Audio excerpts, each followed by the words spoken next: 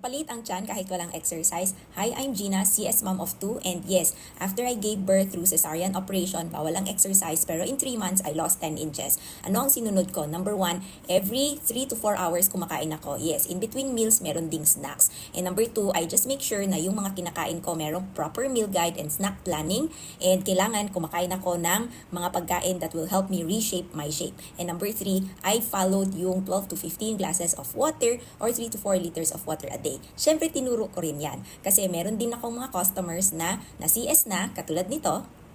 And meron ding mga customers na dahil mataas ang kanilang mga blood pressure, hindi pa pwede ang mga strenuous exercise katulad nito. So gusto mo rin bang magpaliit ng tiyan kahit na hindi pa pwede ang exercise or wala kang time mag-exercise? I can teach you 80% nutrition, 20% exercise formula. Focus tayo sa meal guide and snack planning, ano ang mga dapat kakainin, and we will also provide you with nutrition program para ito ay mag-reshape ka na, no, magiging healthy pa at sustainable ang iyong inch loss. DM us for free consultation.